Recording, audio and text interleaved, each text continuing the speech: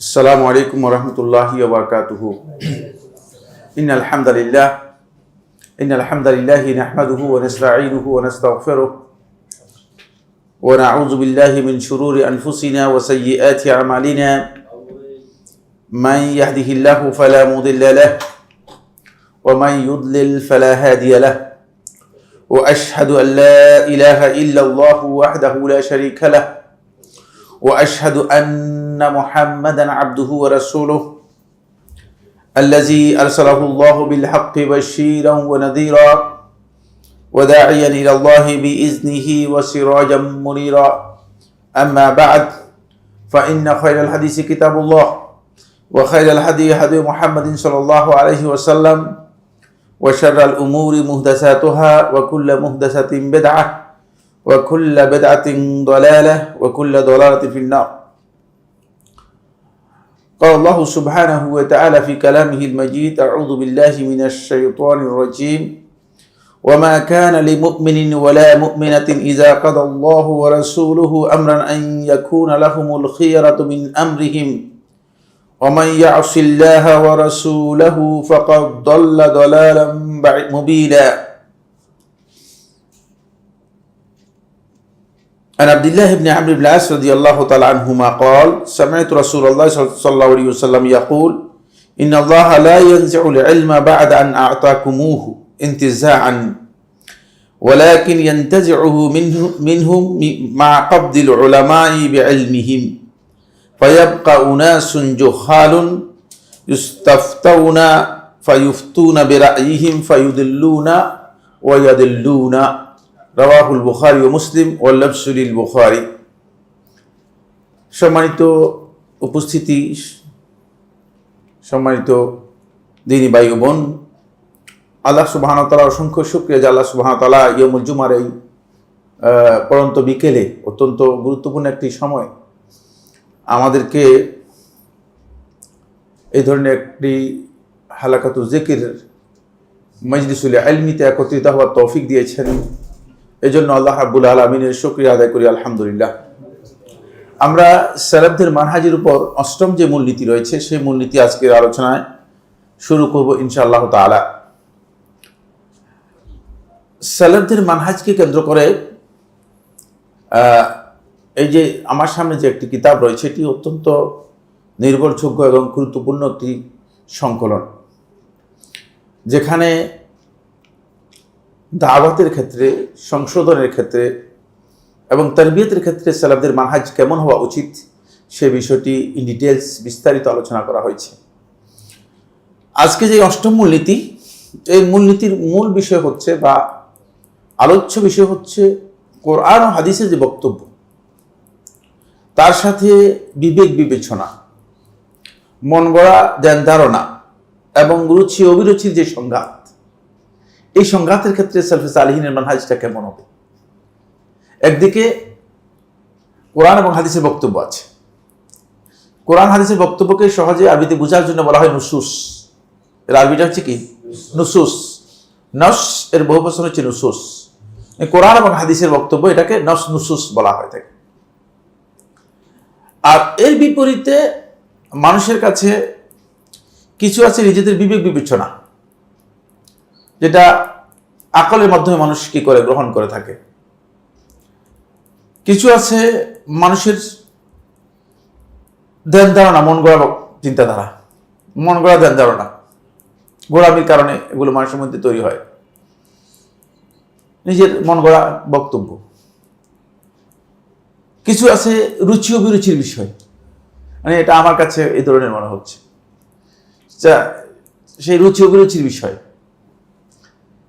তো এগুলো আর নুসুস আর এই যে ধ্যান ধারণা, মন গড়া বক্তব্য, বিবেক বিবেচনা, এগুলো এই দুইয়ের সংঘাত যদি হয়, নুসুস বলতেছে এক কথা, আপনার আকল বলতেছে আরেক কথা। নুসুস বলতেছে আপনাকে এক ধরনের বক্তব্য, আপনার প্রবৃত্তির মানে মন গড়া বক্তব্য হচ্ছে আরেকটা। মন গড়া বক্তব্য হচ্ছে নামাজের পর একটা বড় মুনাজাত দিতেন, আমরা কিছুক্ষণ কাঁদতাম, ঠিক না? এটা হচ্ছে মন গড়া বক্তব্য। নুসুস বলতেছে নামাজের পরে নবী সাল্লাল্লাহু আলাইহি ওয়াসাল্লাম কি করেন নাই, এরকম মুনাজাত দেন নেই, সুতরাং এই জায়গায় তখন একটা কনফ্লিকশন তৈরি হবে, কন্ট্রাডিকশন আসবে। এখানে সালাতের মানহাজটা কি সেটা আমাদের খুবই গুরুত্বপূর্ণ বিষয়। এই বিষয়টি আজকের মূল আলোচ্য বিষয় এবং অনেক লম্বা একটি আলোচ্য বিষয়। আমরা চেষ্টা করবো এটাকে পুরো আলোচনাটি আজকে শেষ করার জন্য ইনশাআল্লাহ তাআলা। প্রথম কথা হচ্ছে আমাদের দিনটা পুরোটাই, মানে আমরা যে দিনের উপর আছি এখন, প্রচলিত যে দিন চলছে, প্রচলিত দিন বলতে মসজিদগুলোতে দিনের নামে যে প্র্যাকটিস আমরা করতেছি সবটাই বলা যেতে পারে যে মন গড়া। এখানে দলিলের কোনো স্থানই নেই, এই জায়গায় দলিলের কোনো স্থান নেই। এমনকি মানুষের জ্ঞান ধারণাও এমনভাবে হয়ে গিয়েছে যে মানুষ মনে করতেছে যে এইভাবেই চলে, এটাই হচ্ছে মূল, এটাই হচ্ছে ইসলাম। যেমন আমরা ওই দিন এবার কেয়ার হসপিটালে গিয়ে মাগরিবের সালাত আদায় করলাম। তো সালাতে আমি শেষ রাকাত পেয়েছি, আর আমার সাথে আরো কয়েকজন গেছে, তারা রাকাত পায়নি। তো তারা রাকাত পায়নি, তারা জামাত শুরু করেছে। তো জামাত শুরু করেছে, ইমাম সাহেব মানে লাউড স্পিকারে বলে দিলেন যে যারা জামাত করতেছেন তারা কেরাত আসতে পড়েন, মুসল্লিদের নামাজে ডিস্টার্ব হচ্ছে, সুন্নাত পড়তে কষ্ট হচ্ছে। এটা কি লাউড স্পিকারে বলার কারণে ডিস্টার্ব হয়েছে না কেরাতের কারণে ডিস্টার্ব হয়েছে সেটা আমি জানি না। মানে কত ভয়ঙ্কর প্রবৃত্তির অনুসারী, চিন্তা করেন যে নামাজের পরে মানে আমি বসে আছি, আমি বসে নামাজ পেয়েছি, মানে অন্যরা নামাজ পড়তেছে, আমি বসে আছি নামাজের পরে, আমারই ঘটনা, বুঝলেন না, অন্যের ঘটনা রেওয়ায়াত করতেছি এরকম না। আপনারা হয়তো বলতে পারতেছেন ঘটনা রেওয়ায়াত করতেছেন, মিথ্যা হতে পারে না, মানে একেবারে সরাসরি আমারই ঘটনা। তখন একজন ব্যক্তি বলল যে দেখেন, মানে জামাত শেষ না হওয়ার আগেই জামাত শুরু করে দিয়েছে। তাহলে জামাত শেষ কখন হয়? ইমাম সাহেব সালাম ফিরিয়েছে, জামাত শেষ হয়ে গিয়েছে, তারপরে মানে নামাজ শুরু করেছে। আপনি এটা কি বলতেছেন? বলে না, জামাত অবশ্যই শেষ হতে হলে মানে জামাতের 15 মিনিট পরে নামাজ শুরু করবে। মানে এই যে রুচি অভিরুচির বক্তব্য বলতেছি, বড় গলা বক্তব্য দেখছেন। আমি বলে কি বলতেছেন আপনি? 15 মিনিট অপেক্ষা করবে ফরজের জন্য, আর সুন্নতের গুরুত্ব বেশি বেড়ে গেল। এটা আপনি কি বলতেছেন? সুন্নত আগে নাকি ফরজ আগে? আপনি কি বলতেছেন? তখন বলতেছে না, অবশ্যই 15 মিনিট দেরি করতে হবে। আমার কি বলতেছেন? এই সমস্ত কথা কোনো ভিত্তি আছে? আপনার কাছে দলিল আছে? দলিল থাকলে দেন। আমরা যদি শুনেন, আপনি যেটা বলতেছেন সেটা আপনার একটা মন করার কথা না, জেনে আন্দাজের উপর কথা বলতেছেন। এখন যে ইমাম সাহেব যে ঘোষণা দিয়েছে, এতে মুসল্লিদের নামাজের ডিস্টার্ব হয়েছে ইমামের বক্তব্যের কারণে না কেরাতের কারণে? আর যারা ফরজ সালাত আদায় করে তারা কিভাবে সালাত আদায় করবে? 10 মিনিট বা 15 মিনিট অপেক্ষা করবে কিসের ভিত্তিতে? 10 মিনিটে হয়তো নামাজ, অন্য লোকের নামাজ শেষ হবে না, নামাজ সুন্নত পড়তেছে। আমি ইমাম সাহেবকে দেখলাম, ইমাম সাহেব বের হয়ে যাওয়ার সময় দেখা হলো। তখন আমি বললাম যে মানে আপনি যে ঘোষণা দিলেন, এই যে আপনি নামাজের জন্য ঘোষণা দিলেন, ফরজ আগে আদায় করবে না সুন্নত আগে আদায় করবে? আপনি বলেন তো একটু, আপনার কাছে জানতে চাই, ফরজটাকে আগে আদায় করবে মানুষ নাকি সুন্নত আগে আদায়? বলেন না, আমাদের এখানে লিখিত আছে 10 মিনিট আগে নামাজ পড়তে পারবে না। অবশ্যই লিখছে কে? এটা কে বলছে আপনাকে এটা লিখতে? কে বলছে আপনাকে এটা লিখতে? মানে এই যে ইসলামের সাথে আসলে আমাদের কোনো পরিচিতি নেই, দ্বীনের সাথে আমাদের কোনো পরিচিতি নেই। মসজিদে আসতেছে আর মসজিদ থেকে নামাজ পড়ে যাচ্ছে। এই লোকগুলো কি কারণে মসজিদে নামাজ পড়তেছে আর কেন আসতেছে এটাও জানে না। জাস্ট একটা ডেকোরেশন, বুঝতে পেরেছেন? মানে সালাতটা নিজের আদতে পরিণত করেছে, আসতেছে যাচ্ছে, এই আর কি। এর থেকে কিছু অর্জন করতেছে এরকম নয়। ফলে এই কারণে আজকে এই উদাহরণটা একেবারে আজকের এই বক্তব্যের সাথে, মূল নীতির সাথে সামঞ্জস্যপূর্ণ একটি বিষয়। মন গড়া বক্তব্য দিচ্ছে, আরো এত মানে গোড়ামি করে দিচ্ছে যে মানে এই লোকের সাথে কথা বলাটাও নিজের কাছে মনে হচ্ছে যেন একটা নির্বোধের সাথে আচরণ করার মতো। মানে শেষে লোকেরা 2-3 গ্রুপ হয়ে গেল, আমরা তাদেরকে ছেড়ে দিয়ে চলে আসলাম, দেখলাম যে তারা নিজেরা হইচই করুক, বুঝলেন না? তো এই যে এর কারণ হচ্ছে আমরা আসলে ইসলামের বিধানগুলো আমরা বুঝি নাই, ইসলামের কোরআন হাদিসের বক্তব্যকে আমরা অগ্রাধিকার দেওয়ার বিষয়টি বুঝতে পারি না। আসুন সালফে সালেহিনের মানহাজটা আমরা বুঝি। ইন্নাহুম লা ইউআরিদুনা নুসুসা বিউকুলিহিম, তারা কোরআন হাদিসের বক্তব্যকে তাদের নিজেদের বিবেক বিবেচনা দিয়ে কখনো কি করতেন না, লা ইউআরিদুনাহু, এটাকে সাংঘর্ষিক মনে করতেন না, বিবেক বিবেচনা দিয়ে বাদ দিতেন না, এর কথা মনে করতেন না যে না বিবেক দিয়ে এটা বাদ দেওয়া যেতে পারে, বিবেককে অগ্রাধিকার দিতেন না, বরং নুসুসকে অগ্রাধিকার দিতেন। ওয়ালা বিআফওয়াহিহিম, তাদের মন গড়া ধ্যান ধারণাকে তারা অগ্রাধিকার দিতেন না, নিজেদের মন গড়া ধ্যান ধারণাকে তারা অগ্রাধিকার দিতেন না। কারণ আপনার কাছে বুঝে আসতে পারে অথবা বুঝে নাও আসতে পারে, আপনার বুঝে আসবে অথবা বুঝে নাও আসতে পারে। আপনার বুঝে আসে নাই, এই জন্য আপনি বলবেন যে না আল্লাহর বক্তব্য ঠিক না, আমার বক্তব্যটা ঠিক। কিভাবে হতে পারে? এই কথা আপনি কোনোদিন বলতেই পারেন না। রাসূলুল্লাহ সাল্লাল্লাহু আলাইহি ওয়াসাল্লাম ওহীর মাধ্যমে ইনফরমেশন দিয়েছেন, আর সেটা আপনার কাছে পছন্দ হয় নাই, এই জন্য আপনি বলতেছেন না বলে ভাই হাদিসটা নিয়ে একটু বিতর্ক আছে, রাখেন, যেহেতু আপনার মন মতো হয় নাই, আপনার মন মতো হয় নাই না, এটা সালাফদের মানহাজের পরিপন্থী। ওয়ালা বিআফওয়াহিহিম, তারা তাদের মন গড়া, তাদের যেই মানে মন গড়া যে সমস্ত ধ্যান ধারণা আছে সেগুলোকে তারা কোনোভাবে কি করতেন না, অগ্রাধিকার দিতেন না, এবং সেগুলোকে নুসুসের মুতাআরিদ, নুসুসের সাথে সাংঘর্ষিক মনে করতেন না। ওয়ালা বিআজওয়াকিহিম, তারা তাদের রুচি অভিরুচি এটার উপর নির্ভর করে কোরআন হাদিসের যে নুসুস বা বক্তব্য আছে সেটাকে তারা বাদ দিতেন না অথবা সে সাংঘর্ষিক মনে করতেন না। ভাই বিষয়টা আমার কাছে খুব ভালো মনে হলো না, বিষয়টা ভালো মনে হলো না। কারণ নবী সাল্লাল্লাহু আলাইহি ওয়াসাল্লাম বলছেন যে হুয়াত তুহুরু মাউহু ওয়াল হাল্লু মাইতাতুহু, যখন সমুদ্রের পানি সম্পর্কে রাসূলুল্লাহ সাল্লাল্লাহু আলাইহি ওয়াসাল্লাম জিজ্ঞেস করা হলো, সুনান নাসাই riwayaতের মধ্যে এসেছে হুয়াত তুহুরু মাউহু, ওই সমুদ্রের পানি সব পবিত্র। না আপনি আমি দেখুন ভাই, এত ডাস্টবিন এত ময়লা সমুদ্রের মধ্যে গিয়ে ভরপুর হয়ে যাচ্ছে, পবিত্র বলেন কিভাবে? ঠিক না? আপনার মানে বিবেক দিয়ে যদি আপনি বিবেচনা করেন এটাই বলবেন। মানে পৃথিবীর মানে ডাস্টবিন কাকে বলে? সব সমুদ্রের মধ্যে গিয়ে পড়তেছে, এটাকে আপনি পবিত্র বলতেছেন কিসের ভিত্তিতে? এরপর রাসূলুল্লাহ সাল্লাল্লাহু আলাইহি ওয়াসাল্লাম বলতেছে যে ওয়াল হাল্লু মাইতাতুহু, আর এর মধ্যে যা মারা যাবে, যা আছে এর মধ্যে মাছ থেকে আরম্ভ করে যত কিছু আছে সব কিছু তোমাদের জন্য হালাল। সুবহানাল্লাহ। দেখেন, আপনার পছন্দ হোক পছন্দ না হোক কোনো অসুবিধা নেই, কারণ ওহীর মাধ্যমে জানিয়ে দিয়ে গেছেন। আপনার কাছে পছন্দ হইতে পারে, নাও হইতে পারে।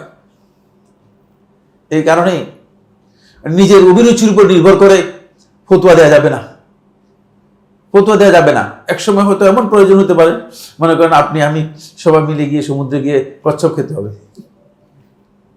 এখন আপনার অভিরুচির উপর ইসলাম চলবে না, ইসলামের বক্তব্য অনুযায়ী চলবে। দেখছেন, বক্তব্য ইসলামের চলবে। মানে এখন হয়তো এখানে আছেন, সব কিছু আছে, হতে পারে যে যেগুলো মানুষের কাছে এই গবাদি পশু সব নষ্ট হয়ে গেছে, সমুদ্র থেকে আপনি যে সমস্ত পানি আছে সেগুলো আপনাকে খেতে হবে, সেগুলো আনতে হবে। এই জন্য আল্লাহ রাসূল সাল্লাল্লাহু আলাইহি ওয়াসাল্লাম যেটা বলে গেছেন সেটাই বক্তব্য, সেটাই হচ্ছে সিদ্ধান্ত, এটাকে আমাদের সামনে আনতে হবে। ওয়ালা বিকাউলি রিজালিন মিসলিহিম, অনুরূপভাবে কোন ব্যক্তির, তাদের মতো কোন ব্যক্তির বক্তব্য দিয়ে কোরআন হাদিসের বক্তব্যকে সাংঘর্ষিক মনে করে না। বুঝতে পেরেছেন? রাসূলের বক্তব্য আর আরেকজন ব্যক্তির বক্তব্য নিয়ে আসছেন, রাসূলের বক্তব্য বলছে না অমুক ইমামের বক্তব্য। রাসূল সাল্লাল্লাহু আলাইহি ওয়াসাল্লাম বক্তব্যের সাথে অথবা কোরআনের বক্তব্যের সাথে কোনো ব্যক্তির বক্তব্যকে আপনি কোনোভাবেই সাংঘর্ষিক মনে করতে পারেন না, কারণ এখানে ব্যক্তির বক্তব্য গ্রহণযোগ্য নয়। ব্যক্তিকে এই অধিকার দেয়া হয় নাই যে কোরআন হাদিসের বক্তব্যের সামনে এমন কোন বক্তব্য দিতে পারে, এমন কোন ইজতিহাদ করতে পারে। ফলে এটা খেয়াল রাখতে হবে, ইমাম আইম্মাতুল ইজতিহাদ যারা ছিলেন, সালফে সালেহিনদের মধ্যে যারা ছিলেন, তারা কেউ মূলত কোরআন হাদিসের কোন বিষয়কে, কোরআন হাদিসের কোন বক্তব্যকে মানে খেলাফ করার জন্য বিরোধিতা করার জন্য অথবা এর বিরুদ্ধে অবস্থান নেওয়ার জন্য তারা কোনো বক্তব্য দিয়েছেন এ কথা বিশ্বাস করার কোনো সুযোগ নেই।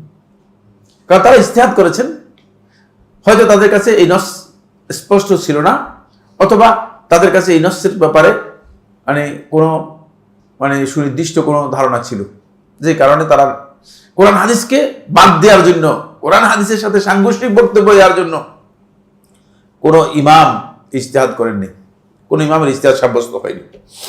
এইটা হলো মূলনীতি। এই মূলনীতির আলোকে প্রথমে আমরা দলিলগুলো আলোচনা করি। সূরাতুশ শূরা এর 15 নম্বর আয়াতের মধ্যে আল্লাহ সুবহানাহু ওয়া তাআলা ইরশাদ করেন, ফালিযালিকা ফাদউ ওয়াস্তাকিম কামা উমিরত, এই কারণেই আপনাকে নির্দেশ দেওয়া হচ্ছে আপনি আল্লাহ তাআলার কাছে দোয়া করুন, আল্লাহ তাআলার কাছে বলুন, ওয়াস্তাকিম কামা উমিরত, আর যেভাবে আপনাকে নির্দেশ দেওয়া হয়েছে সেভাবে আপনি দ্বীনের উপর অবিচল থাকুন। রাসূল সাল্লাল্লাহু আলাইহি ওয়াসাল্লামকে লক্ষ্য করে এই আয়াত নাযিল হয়েছে। আপনি যেভাবে আপনাকে নির্দেশ দেওয়া হয়েছে দ্বীনের উপর সেভাবে অবিচল থাকুন, অন্যভাবে নয়, আপনার মন মতো নয়। কামা উমিরত, বুঝতে পেরেছেন কিনা? এখান থেকে সাব্যস্ত হচ্ছে যে নস যেভাবে আপনাকে আল্লাহর পক্ষ থেকে নির্দেশ দেওয়া হয়েছে সেভাবেই আপনাকে কি করতে হবে? ইস্তেকামত করতে হবে, অবিচল থাকতে হবে, সেভাবে রাস্তার উপর আপনাকে একেবারে অটুট থাকতে হবে। এরপর ঠিক সেভাবে থাকতে পারলে ঠিক থাকলেন, ওয়ালা তাত্তাবি আহওয়াআহুম, তাদের মন গড়া ধ্যান ধারণার অনুসরণ করবেন না। সোজা কথা। একজন এসে এভাবে বলবে, একজন এসে এভাবে বলবে, একজন এসে এভাবে বলবে, কেউ এসে এভাবে পরামর্শ দিবে, এই ধ্যান ধারণার কোন অবস্থাতে কি করবেন না? অনুসরণ করবেন না। ওয়ালা তাত্তাবি আহওয়াআহুম, তাদের মন গড়া ধ্যান ধারণার, মন গড়া বক্তব্যের আপনি কোনো অনুসরণ করবেন না। ইস্তিকামতের পরিপন্থী হচ্ছে নস, কোরআন এবং হাদিসের বক্তব্যের পরিপন্থী হচ্ছে একটাই, সেটা হলো মন গড়া বক্তব্যকে, প্রবৃত্তির বক্তব্যকে গ্রহণ করা। ওয়াকুল আমানতু বিমা আনজালাল্লাহু মিন কিতাব, আর খুব সুস্পষ্ট বক্তব্য সবাইকে বলে দিন। ওয়াকুল, আপনি বলে দিন, আমানতু, আমি ঈমান এনেছি, বিমা আনজালাল্লাহু মিন কিতাব, আল্লাহ তাআলা যে বিধান নাযিল করেছেন সেই বিধানের, এটাই আমার কাজ, এর বাইরে আমি কোনো কিছু তোমাদেরকে বলতে পারি না। সুতরাং এখান থেকে প্রথম যে বিষয়টি আমাদের আজকে ওয়াজহুল ইস্তিশহাদ মূল দলিল হচ্ছে এক জায়গায়, সেটা হলো ওয়াস্তাকিম কামা উমিরতা ওয়ালা তাত্তাবি আহওয়াআহুম, যেভাবে আপনাকে কোরআন এবং হাদিসে নির্দেশ দেওয়া হয়েছে সেভাবেই আপনাকে চলতে হবে। কোনো মন গড়া বক্তব্যের স্থান নেই এখানে, সেটা যতই ভালো হোক না কেন, যতই চটকদার হোক না কেন, যতই মজার হোক না কেন, কারণ কোরআন হাদিসের বক্তব্যের বাইরে যত বক্তব্য আছে এগুলোর মধ্যে বেশিরভাগ বক্তব্যের মধ্যেই চলচাতুরি রয়েছে, চালাকি আছে। এগুলো মানুষের কাছে খুব মানুষ খেতে কি করে, খুব মজা পায়, এগুলো মজা লাগে মানুষের কাছে। বুঝতে পেরেছেন কিনা? আজকেও প্রশ্নোত্তর পর্বের মধ্যে কয়েকজন প্রশ্ন করেছে, খুব মজা, চমকদার প্রশ্ন করেছে, বুঝতে পেরেছেন? মনে হয় যেন অল্প কিছুক্ষণের মধ্যে একটা কিছু কায়েম করে ফেলবে আর কি। কিন্তু আল্লাহর কথা আর কোরআনের কথা এগুলোর দিকে আমরা যেতে চাই না। বলছে ঈমান ঠিক হয়ে গেলে সব ঠিক হয়ে যাবে। আরে বাবা, আগে ঈমানটা ঠিক করেন। ঈমান ঠিক না হলে তো কিছুই ঠিক হবে না। ঈমানটা ঠিক করেন অন্তপক্ষে। ঈমানটা কোথায় ঠিক করেছেন? একজন করে যদি ঈমানের কোন একটা, মনে করুন আমরা যদি একটা প্যারামিটার এনে বলেন ঈমান মাপার জন্য যদি আপনাদেরকে দেয়া শুরু করে দিই, বুঝলেন না, সবাইকে যদি একটা করে লাগাই দিই, এরপরে দেখা যাবে যে ঈমান আস্তে আস্তে নামতে ঈমানকে নিচে নেমে যাচ্ছে কিনা, ভাবসাবটা এমন কিনা। কারণ রাসূলুল্লাহ সাল্লাল্লাহু আলাইহি ওয়াসাল্লাম ঈমানের সর্বশেষ অংশটুকু বলেছেন, ওয়ালাইসা ওয়ারা আযালিকা হাব্বাতু খারদালিন মিন ঈমান, এর বাইরে, ওয়ালাইসা ওয়ারা আযালিকা, এর বাইরে হাব্বাতু খারদালিন মিন ঈমান, ঈমানের সরিষা পরিমাণ ঈমান আর নেই। সর্বনিম্ন ঈমানের পরিমাণটা সরিষা চলতো না। একজনও দেখেন নাই? সবাই তো দেখার কথা, দুই একজন হয়তো যারা জীবন কোনোদিন কোথাও যায় নাই, তার কাছে দেখো কয়েক বলতেছে এগুলো কি জিনিসটা কি, এরকম লোক আমার সাথে গিয়েছে, এক জায়গায় গিয়েছে, এরকম এগুলো কি ভাই, এগুলো ধান গাছ, এটাও ছিলেন না, কোন যুগের মধ্যে আছে, বুঝতে পেরেছেন? ধান গাছ এটাও ছিল না। আমরা আজকে কয়েকজন সরিষা বলতে কি বুঝায়, ঈমানের যে সরিষা বলতে কি বুঝায়, সরিষা বলতে কি বুঝায়, সরিষা তো সরিষাই, ভালো করে দেখেন কতটুক ইমান কমতে কমতে কমতে কমতে আবার এক পর্যায়ে চলে গেছে যে সরিষার দাওয়া পরিমাণ পর্যন্ত চলে গিয়েছে, খবর নেই বেখবর। তার কারণ হচ্ছে ইমানটা আমরা মজবুত, আর যেভাবে আল্লাহ এবং তার রাসূল নির্দেশ দিয়েছে সেভাবে আমরা ইমানটাকে ঠিক রাখতে পারিনি। এটা হলো প্রথম দলিল। দ্বিতীয় নম্বর দলিল সূরা আহজাবের 36 নম্বর আয়াত, সূরা আহজাব আয়াত নম্বর 36। ওয়ামা কানা লিমুমিনিন ওয়ালা মুমিনাতিন, এর মধ্যে আল্লাহ তাআলা মুমিন এবং মুমিন নর এবং নারী দুজনকে আলাদা করে বলতেছেন। কারণ যেখানে নির্দেশটা আল্লাহর পক্ষ থেকে, খুব ভালো করে কারণ যেখানে নির্দেশটা আল্লাহর পক্ষ থেকে মানে এমন ভাবে কঠোর যে এই নির্দেশের মধ্যে মুমিন নর নারী অন্তর্ভুক্ত হওয়া সত্ত্বেও নারীদেরকে আলাদা করে উল্লেখ করেছে, তাহলে বুঝতে হবে যে এই নির্দেশ মানে আল্লাহর পক্ষ থেকে একেবারেই বাধ্যতামূলক হওয়ার কারণে আল্লাহ তাআলা শুধুমাত্র নরদেরকে খেতাব করেন নাই, নারীদেরকেও খেতাব করেছেন। সালাতের কোরআনে কারীমের এক জায়গায়ও নারীদেরকে খেতাব করা হয়নি। সালাত ফরজে আইন, কিন্তু খুব ভালো করে খেয়াল করুন, সালাত ফরজে আইন। আর এক জায়গায় তো কোরআনে কারীমের কোথাও আল্লাহ সুবহানাহু ওয়া তাআলা মানে শুধুমাত্র পুরুষদেরকে খেতাব করেছেন, মানে নারীদেরকে এর খেতাবের অন্তর্ভুক্ত করে দিয়েছেন। আকিমুস সালাহ ওয়া আতুজ যাকাত, যেখানে বলেছেন যে সেখানে যখন সালাতের মধ্যে বলে ওয়াল্লাযীনা হুম ফি সালাতিহিম খাশিউন ওয়াল্লাযীনা হুম ফি সালাতিহিম আলা সালাতিহিম দাঈমুন, এভাবে কোরআনে কারীমের মধ্যে আল্লাহ তাআলা পুরুষদের কথা বলেছেন, কারণ পুরুষদের সাথে সংযুক্ত করে দিয়েছে নারীদেরকে। কিন্তু যে আয়াতের মধ্যে আল্লাহ সুবহানাহু ওয়া তাআলা নারীদের জন্য স্পেশাল নির্দেশ দিয়েছেন, বুঝতে হবে যে এই বিষয়টি নারীদের জন্য এবং পুরুষদের সকলের জন্য খুবই অপরিহার্য। এই জন্য আল্লাহ তাআলা আলাদা করে উল্লেখ করেছেন। আল্লাহ তাআলা বলতেছেন ওয়ামা কানা লিমুমিনিন ওয়ালা মুমিনাতিন, মুমিন নর এবং নারীর জন্য কোনোভাবেই বৈধ নয় ইজা কাদাল্লাহু ওয়া রাসূলুহু, যখন আল্লাহ এবং তার রাসূল কোনো বিষয়ে ফয়সালা করবে। এখান থেকে বোঝা যাচ্ছে আল্লাহ ফয়সালা করতে পারে, রাসূলও ফয়সালা করতে পারে। সুতরাং যারা মনে করে থাকে যে রাসূল সাল্লাল্লাহু আলাইহি ওয়াসাল্লাম হুকুম দিতে পারে না, তারা জাহিল, তারা আল্লাহর এই আয়াতে কি অস্বীকারী। কারণ রাসূলুল্লাহ সাল্লাল্লাহু আলাইহি ওয়াসাল্লাম ফয়সালা করবেন, এটা নলে আল্লাহ তাআলা মিথ্যা বলেছেন, নাউযুবিল্লাহি মিন যালিক। ইজা কাদাল্লাহু ওয়া রাসূলুহু, আল্লাহ এবং তার রাসূল যে ফয়সালা করবে সেই ফয়সালার ক্ষেত্রে কোনো মুমিন নর এবং নারীর জন্য কোনোভাবেই হবে উচিত হবে না, বৈধ হবে না। আমরান, এমন বিষয় আইন ইয়াকুনা লাহুমুল খিয়ারাতু মিন আমরিহিম, যে তারা নিজেদের পক্ষ থেকে এখান থেকে কিছু বাছাই করে নিবে, ইখতিয়ার করে নিবে। ইখতিয়ারের কোনো সুযোগ তাদের নেই, দেখছেন, কোনো ইখতিয়ারের সুযোগ নেই।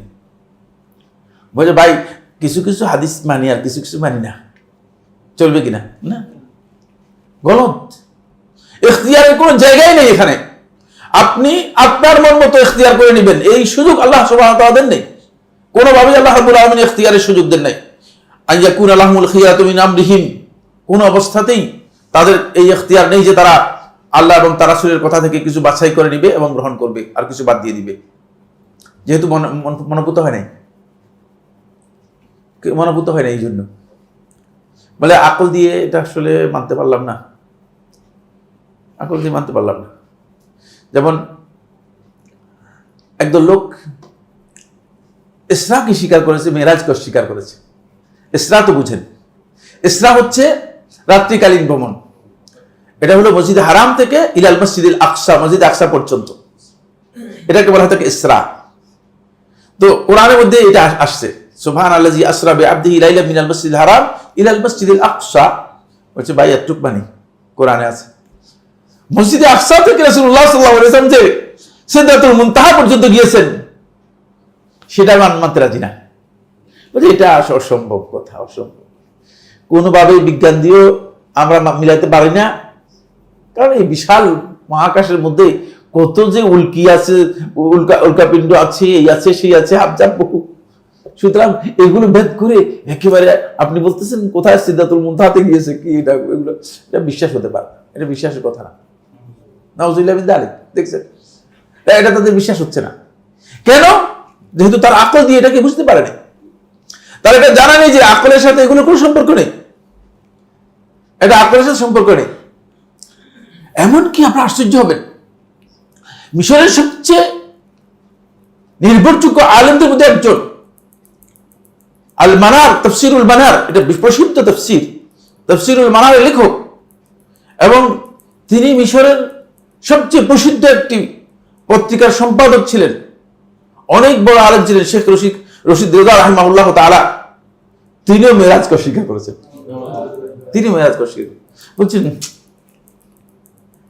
তো রশিদ রেজা যদি ভালো করে বুঝতেন তাহলে সূরাতুন নাজমে যান, সূরাতুন নাজমে যান। এই আয়াতে না আল্লাহ তাআলা বলেন নাই, কিন্তু আল্লাহ তাআলা এমন, আল্লাহ সুবহানাহু ওয়া তাআলা তো মহান, যে আল্লাহ রাব্বুল আলামিন যেখানে ফাঁক থাকবে সেখানে ফাঁক কিভাবে পূরণ করে দিয়েছেন। ওয়ালাকাদ রাআহু নাজলাতান উখরা ইনদা সিদরাতিল মুনতাহা ইনদাহা জান্নাতুল মাওয়া। রশিদ রেজা কি বলবে দেখছেন? আমার আল্লাহ সুবহানাহু ওয়া তাআলা যে তার বিশালত্ব, তার শ্রেষ্ঠত্ব এভাবে বোঝা যায় নুসুস থেকে। এজন্য আল্লাহ রাব্বুল আলামিন সেই আয়াতের মধ্যে বলে দিচ্ছেন যে ওয়ালাকাদ রাআহু নাজলাতান উখরা, দ্বিতীয়বার তিনি জিবরিলকে দেখলেন। কোথায় দেখলেন? ইনদা সিদরাতিল মুনতাহা, সিদরাতুল মুনতাহা। তো সিদরাতুল মুনতাহা না গেলে দেখলেন কিভাবে?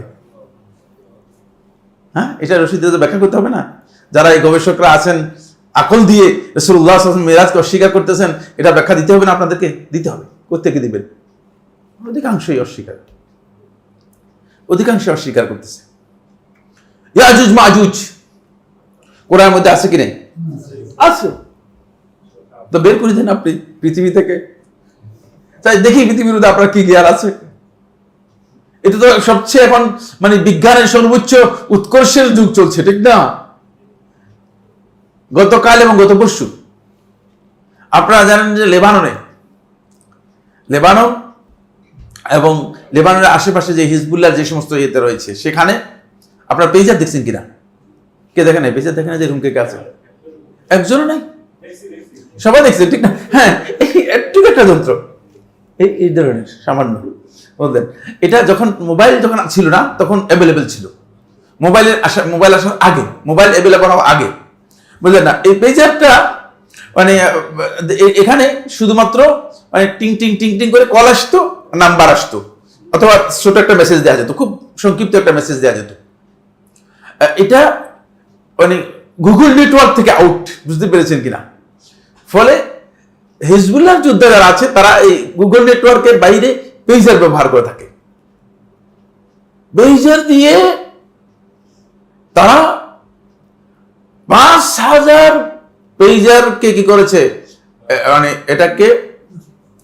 এটার মধ্যে মানে নেটওয়ার্কের মাধ্যমে এটাকে ব্লাস্ট করিয়েছে, যাতে ১ মিনিটের মধ্যে ৫,০০০ লোক মারা যায়।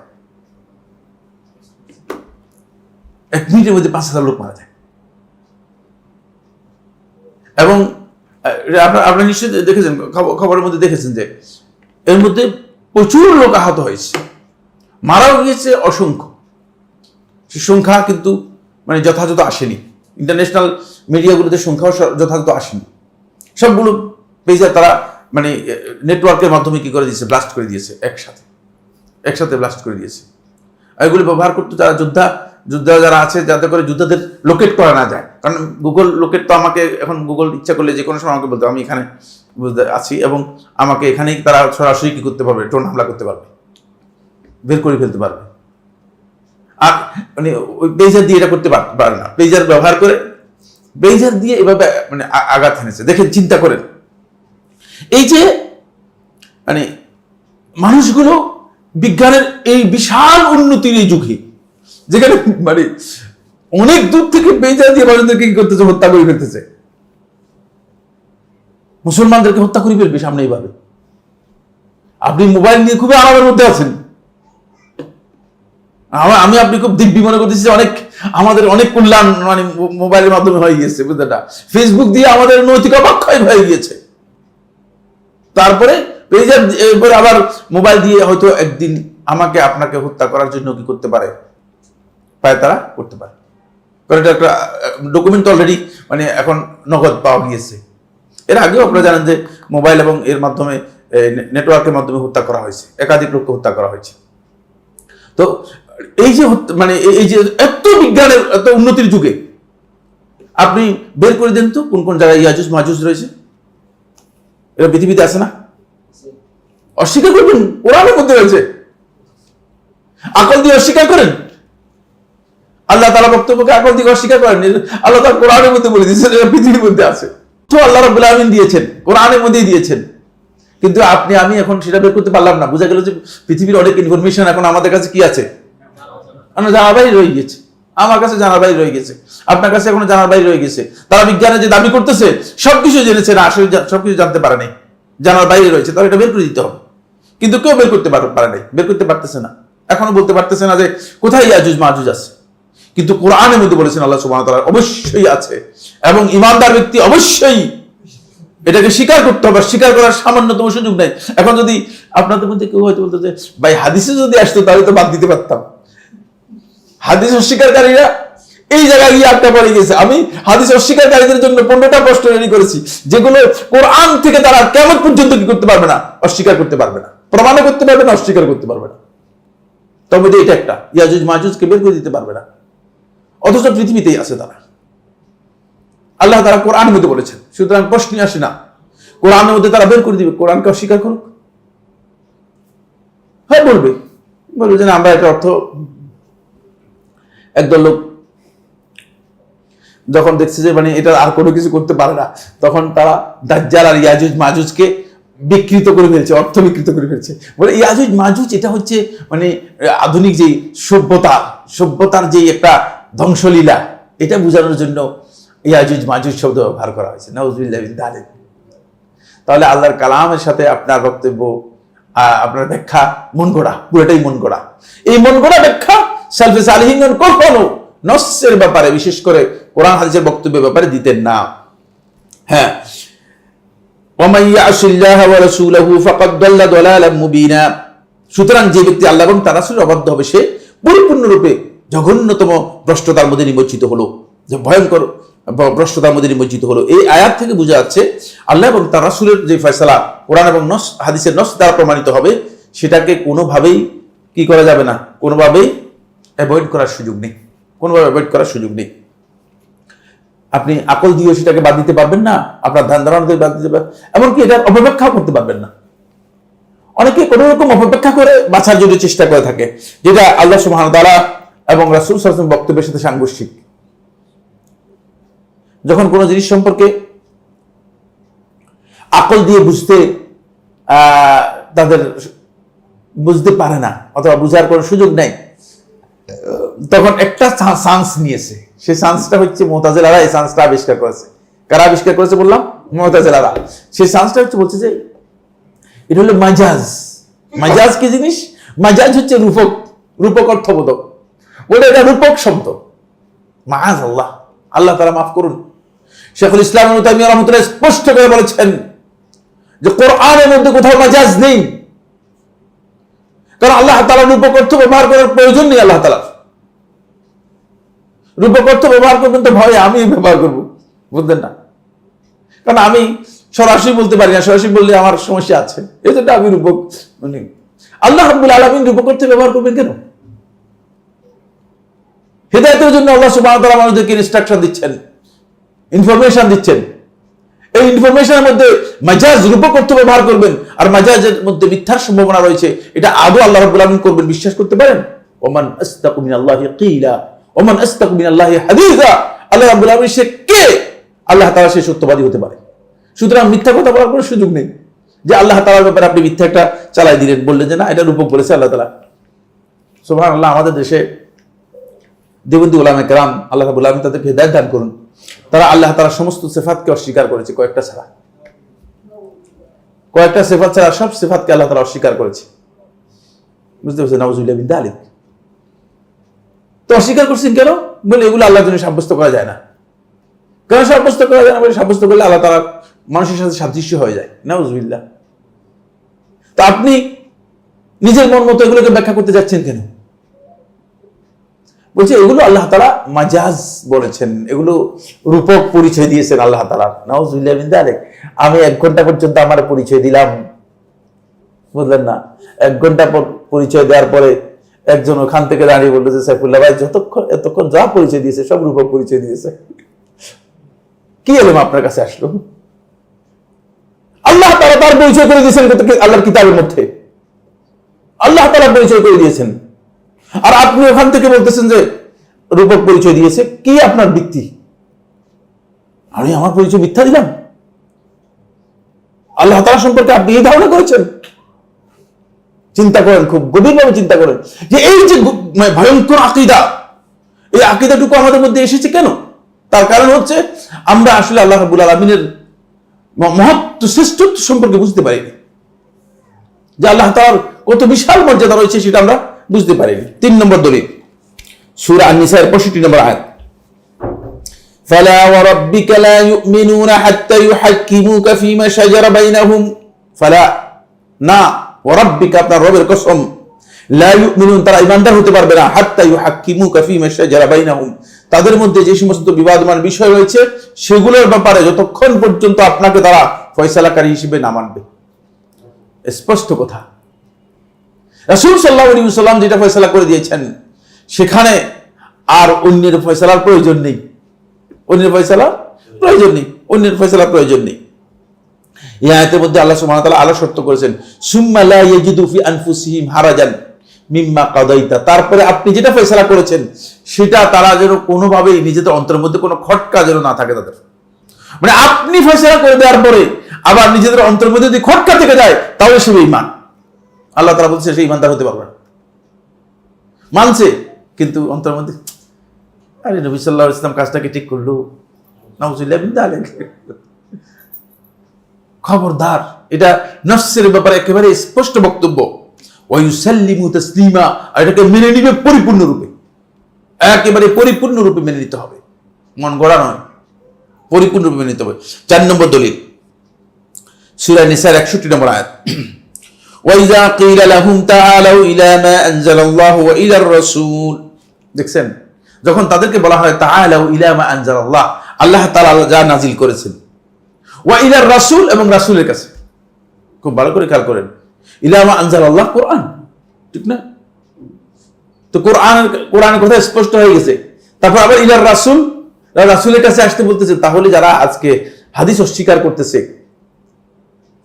যারা আজকে হাদিস অস্বীকার করেছে, খুব ভালো করে খেয়াল করেন, তারা কিসের ভিত্তিতে হাদিস অস্বীকার করতেছে? রাসূলের কাছে তাদেরকে বলা হচ্ছে যে রাসূলের কাছে আসতে হবে। কেন আসতে হবে? রাসূলের কি করার জন্য? রাসূলের আনুগত্যের জন্য, রাসূলের কথা মেনে নেওয়ার জন্য। আপনি দেখবেন রাআইতাল মুনাফিকিনা ইয়াসুদ্দুনা আনকা সুদুদা, খুবই স্পষ্ট বক্তব্য। রাআইতাল মুনাফিকিন, আপনি মুনাফিকদেরকে দেখবেন, ইয়াসুদ্দুনা আনকা সুদুদা, তারা আপনার কাছ থেকে মানুষদেরকে সরিয়ে রাখার চেষ্টা করতেছে, সরানোর চেষ্টা করতেছে। এরা ঈমানদার নয়। এজন্য হাদিস অস্বীকারী ব্যক্তি সর্বপ্রথম হচ্ছে সবচেয়ে বড় মুনাফিক। এটা কোরআনে এই আয়াতের থেকে আল্লাহ তাআলা বলে দিয়েছেন যে মুনাফিকেরা, এবং নুসুসকে জানার পরে অস্বীকারী ব্যক্তি মুনাফিক। কোরআন এবং হাদিসের বক্তব্য আপনার কাছে জেনেছেন, জানার পরে আপনি অস্বীকার করতেছেন, তাহলে আপনি মুনাফিক। জানছেন কিন্তু আমল করতে পারেন নাই, মুনাফিক। দেখছেন, আমল করতে পারেন নাই, হয়তো নিজের অক্ষমতার কারণে, দুর্বলতার কারণে, অলসতার কারণে, তাহলে আপনি মুনাফিক হবেন না। কিন্তু যখনই আপনি বলবেন যে না জানছি কিন্তু অস্বীকার করলাম, না মানবো না, এটা মানা যায় না, কেমনে বলেন আপনি? এটা মানা যায় কিনা, এটা মানা যায় কিনা, বুঝতে পেরেছেন? কারণ রাসূলুল্লাহ সাল্লাল্লাহু আলাইহি ওয়াসাল্লাম কাপড়ের মধ্যে যদি পায়খানা লেগে যায়, তাহলে যদি একবার ধরুন এটা পবিত্র হয়ে যাবে, একবার ধুলে কি হবে? বিল ইজমা পবিত্র হয়ে যাবে। যদি এর নাপাকি দূর হয়ে যায় তাহলে বিল ইজমা পবিত্র হয়ে যাবে। কাপড়ের মধ্যে পায়খানা লেগে গেছে, একবার ধুয়ে ফেলছেন, তাহলে কি হয়ে যাবে? পবিত্র হয়ে যাবে, পবিত্র হয়ে যাবে। আর যদি আপনার প্লেটের মধ্যে কুকুরে ছাটে, 7 বার ধুতে হবে, এবং 7ম বার, কোন কোন রাতের মধ্যে আছে 8ম বার, আপনাকে মাটি দিয়ে অথবা সাবান দিয়ে ভালো করে কি করতে হবে? ঘষে তারপরে দিতে হবে। দেখেন দেখেন ইসলাম, দেখেন এমন একটা অপবিত্র জিনিস লেগে গেল, আপনি একবার দিলে পবিত্র হয়ে গেল। আর কুকুরের লালা লেগে গিয়েছে, এটা আপনাকে 7 বার ধোয়ার পরে আবার বলতেছে যে আপনি মাটি দিয়ে ঘষে, তখনকার সময় তার সাবানের ব্যবস্থা ছিল না, পরে এটাকে মানে জীবাণু মুক্ত করার জন্য মাটি ব্যবহার করে রাসূল সাল্লাল্লাহু আলাইহি ওয়াসাল্লাম বলতেছে মাটি দিয়ে ঘষে তারপরে 8ম বার অথবা 7ম বার ধুইতে হবে, তারপর পবিত্র। দেখছেন, এবার বুঝেন? সুতরাং সবকিছু আকল দিয়ে কি হবে না, আকল দিয়ে বিচার করা যাবে না। আকল দিয়ে বিচার করতে গেলে বিপদ হয়ে যাবে। এই বিপদের জায়গাগুলো সামনে আসতেছে। এই জন্য আল্লাহ তাআলা বলছেন যে আল্লাহ এবং তার রাসূলের দিকে যখন ডাকা হয় তখনই তোমরা সেটাকে মেনে নেওয়ার জন্য আসবে, অন্য কথার দিকে যাওয়ার কোনো সুযোগ নেই। ফলে আব্দুল্লাহ ইবনে আমর রাদিয়াল্লাহু আনহু বর্ণনা করেন, তিনি বলেন ইন্নাল্লাহা লা ইয়ানজুল ইলমা বা'দা আন আতাকুমুহা। আল্লাহ সুবহানাহু ওয়া তাআলা তোমাদেরকে ইলম দেওয়ার পরে, ইলম হচ্ছে এখানে ওহী, এই ওহী দেওয়ার পরে আল্লাহ সুবহানাহু ওয়া তাআলা ইলম দেওয়ার পরে আল্লাহ তাআলা এটাকে ইন্তিজাআন একেবারে এভাবে উঠে নেবেন না, টান দিয়ে ছিনিয়ে উঠে নেবেন না। ওহীর এই জ্ঞানটা আল্লাহ সুবহানাহু ওয়া তাআলা মেহেরবানি করে আমাদেরকে দিয়েছেন, এটা এমনি টেনে দিয়ে উঠে নেবেন না। ওয়ালাকিন ইয়ানতাজিউ মিনহুম মা কাবদিল উলামা বিইলমিহিম, তাদের মধ্য থেকে আলেমদেরকে তাদের ইলম সহ উঠে নেওয়ার মাধ্যমে আস্তে আস্তে করে কি করবেন, উঠে নিয়ে যাবেন। আলেমদের স্থলাভিষিক্ত হওয়া খুব কঠিন।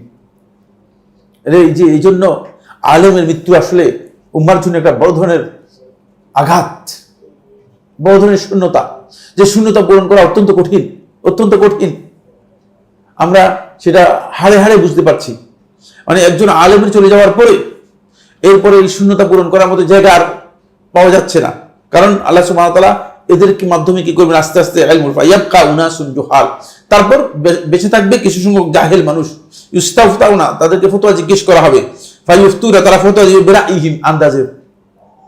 এখন আপনি দেখবেন কিছু সংখ্যক লোক আছে, তাদেরকে তারা ফতোয়া দিচ্ছে, বললেন আমি দেখি কোনো পড়ালেখা নেই,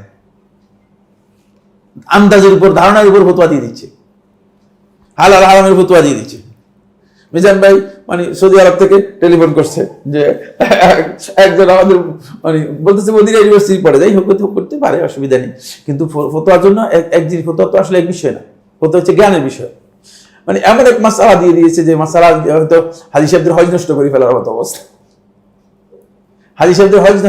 অবস্থা, তো এই যে রায় অনুযায়ী, নিজের ধারণা অনুযায়ী ফতোয়া দিয়ে দিচ্ছে বেশিরভাগ লোকেই।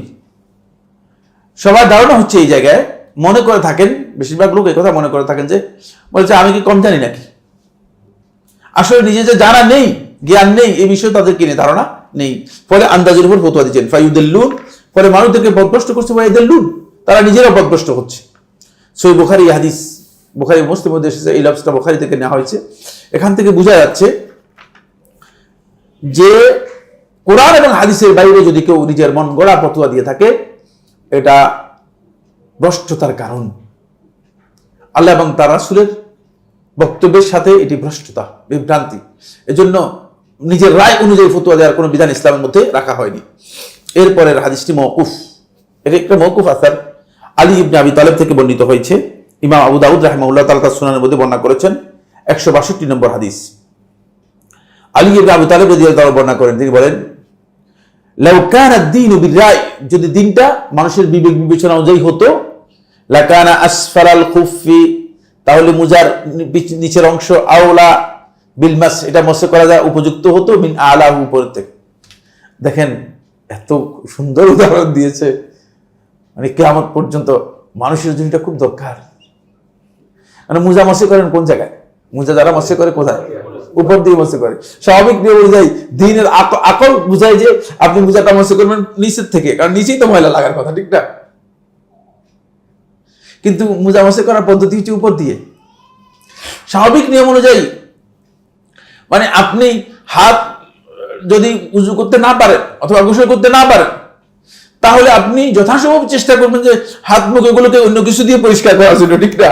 কিন্তু আপনাকে বলতেছে মাটিতে হাত মেরে তারপরে এগুলো মুখের মধ্যে আর হাতের মধ্যে মাটি লাগানোর জন্য। এটা তো পরিষ্কার করলে নাকি মাটি লাগালেন? দেখেন আকল এখানে মোটেও কাজ করবে না। আকল দিয়ে এখানে আপনি কোন ডিসিশন দিতে পারবেন না। এটাই ইসলামের বিধান এবং এটা দিয়ে আপনাকে মেনে নিতে হবে, এটাই নস। তাই এই কারণে এই উদাহরণটুকু কিয়ামত পর্যন্ত, আলী ইবনে আবি তালেব রাদিয়াল্লাহু তাআলা এই বক্তব্যটুকু কিয়ামত পর্যন্ত যারা রায় দিয়ে, শুধুমাত্র বিবেচনা দিয়ে, শুধুমাত্র আন্দাজ অনুমানের উপর ভিত্তি করে, ধারণার উপর ভিত্তি করে, কিয়াসের উপর ভিত্তি করে ফতোয়া দিয়ে থাকেন, তাদের ব্যাপারে স্পষ্ট বক্তব্য আলী ইবনে আবি তালেব রাদিয়াল্লাহু তাআলা দিয়ে গেলেন যে না, রায় দিয়ে শরিয়ার বিধান প্রযোজ্য হয় না, শরিয়ার বিধান দেওয়া যায় না। অবশ্যই জানতে হবে, ইলমের ভিত্তিতে হতে হবে। আন্দাজের উপর হবে না, কিয়াস করে বললে চলবে না, ধারণা করে বলে চলবে না। আগে যদি নস থাকে তাহলে সেই নসকে কি করতে হবে, অনুসরণ করবেন। নস না পেলে তাহলে আপনি কি করবেন, আপনি অন্যভাবে যাবেন। আসুন এরপরে আরেকটি হাদিস সহিহ বুখারী এবং মুসলিমের মধ্যে এসেছে। এই হাদিসটি দুজন মহিলা ঝগড়া লেগে গিয়েছিল, ঝগড়ার হাদিস। আর আবি হুরায়রা রাদিয়াল্লাহু তাআলা আনহু, আবু হুরায়রা থেকে বর্ণিত, তিনি বলেন, ক্বালা ইকতাতালাত ইমরাআতানি মিন হুযাইল, বনি হুযাইল গোত্রের দুই মহিলা নিজেরা ঝগড়া লাগলো। মহিলাদের কথা বর্ণনার মধ্যে এসেছে, মহিলারা ঝগড়া করলে ঝগড়াটা খারাপের দিকে চলে যায়। আর এই ঘটনাও সেদিকে ইঙ্গিত করেছে, বুঝতে পেরেছেন। ফারামাত ইহদাহুমাল উখরা বিহাজার, এক মহিলা আরেক মহিলাকে একটা পাথর মেরে দিয়েছে। পাথর মারছে, যে পাথর বেকায়দায় পড়ে গিয়েছে, পেটের মধ্যে পড়েছে। আর ওই মহিলার পেটের মধ্যে ছিল গর্ভবতী বাচ্চা। ফাকাতালাতহা ওয়া ফি বাতনিহা, তাকেও হত্যা করেছে এবং তার পেটে যে বাচ্চা আছে বাচ্চাকে হত্যা করেছে। কয়জনকে হত্যা করলো? দুইজনকে হত্যা করছে। পাথর মেরে দিয়েছে পেটের উপর। তাহলে সে মহিলা মারা গিয়েছে, মহিলার পেটে যে বাচ্চা আছে বাচ্চা মারা গিয়েছে। এখন ফাখতাসামু ইলা রাসূলিল্লাহ সাল্লাল্লাহু আলাইহি ওয়াসাল্লাম, আল্লাহ রাসূল সাল্লাল্লাহু আলাইহি ওয়াসাল্লামের কাছে এসে দুজনেই তারা আল্লাহ রাসূল সাল্লাল্লাহু আলাইহি ওয়াসাল্লামের কাছে এসে কি করলো, বাদী হলো, বিচারের জন্য আসলো। ফাকাদা রাসূলুল্লাহ সাল্লাল্লাহু আলাইহি ওয়াসাল্লাম, রাসূলুল্লাহ সাল্লাল্লাহু আলাইহি ওয়াসাল্লাম ফয়সালা করে দিলেন, আন্না দিয়াতা জানিনিহা গুররাতুন, রাসূলুল্লাহ সাল্লাল্লাহু আলাইহি ওয়াসাল্লাম বললেন, তার যেই বাচ্চা, এই বাচ্চার দিয়াত হচ্ছে একটা গোলাম আজাদ করার পরিমাণ। সেটা গোলাম, নর হোক নারী হোক, একটা গোলাম আজাদ করার পরিমাণ, এতটুকু পরিমাণ তাকে দিয়াত দিতে হবে। রাসূলুল্লাহ সাল্লাল্লাহু আলাইহি ওয়াসাল্লাম ফয়সালা করলেন। বাচ্চা কোথায়? বাচ্চা তো হয়ই নেই, ঠিক না? বাচ্চা তো দুনিয়াতেও আসে নেই। ওয়াকাদা বিদিয়াতিল মারআতি আলা আকিলাতিহা, আর মহিলার দিয়াত মানে মহিলার যে রক্তপণ, এই রক্তপণটা ফয়সালা করলেন আলা আকিলাতিহা, ওই হত্যাকারী যে মহিলা আছে, ওই মহিলার যারা আকেলা আছে তাদের উপর। আকেলা হচ্ছে যারা তার নিকটবর্তী আত্মীয় রয়েছে, তারা নিকটবর্তী আত্মীয় কাকে? বাপ, ভাই, চাচা, চাচতো ভাই, এরা আদায় করতে হবে। আপনার কাছে কি মনে হয়? এগুলো অনেক গুরুত্বপূর্ণ বিষয়। যখন এই ধরনের হত্যাকাণ্ড হবে তখন দিয়াত আদায় করবে আকেলা যা আছে তারা। কারণ এই যে হত্যা করলো, তাকে যে আপনারা হত্যা করা যে অপরাধ, এই জ্ঞান দিতে পারেন না, এই জন্য শাস্তিটা পরিশোধ করতে হবে কি? আপনাদের পরিশোধ করতে হবে আপনাদের। তাদের উপর রাসূল সাল্লাল্লাহু আলাইহি ওয়াসাল্লাম কি করলেন? এটা দিয়ে দিলেন, ওয়ারাসাহা ওয়ালাদাহা ওয়া মান মাআহুম, তার সাথে যারা ওয়ারিশ আছে, মানে যে মহিলা যে মহিলাকে হত্যা করেছে তার দিয়াতের ওয়ারিশ বানিয়ে দিল ওই মাকতুল যেই আছে, মানে যে মহিলাটা মারা গিয়েছে সেই মহিলার ওয়ারিশদেরকে রাসূল সাল্লাল্লাহু আলাইহি ওয়াসাল্লাম ওয়ারিশ বানিয়ে দিলেন, ওয়ালাদাহা, এবং তার সন্তানরাও কি করলেন? ওয়ারিশ বানিয়ে দিলেন। ফাকাল হামাল ইবনে নাবিগাত আল হুযালি, হুযাইল গোত্রের একজন পণ্ডিত ছিল, একটু মানে লোকদের মধ্যে কিছু লোক থাকে একটু বেশি বেশি কথা বলে, বুদ্ধিমান ঠেকায়, এই ধরনের একজন বুদ্ধিমান ব্যক্তি ছিল হামাল ইবনে নাবিগা, তার নাম হচ্ছে হামাল ইবনে নাবিগা আল হুযালি রাদিয়াল্লাহু তাআলা আনহু, তিনি সাহাবী ছিলেন। তিনি বলে, ইয়া রাসূলুল্লাহ, হে আল্লাহ রাসূল সাল্লাল্লাহু আলাইহি ওয়াসাল্লাম, কারণ বিবেক দিয়ে তো এই ফয়সালা মানে ভালো লাগতেছে না, কেমন?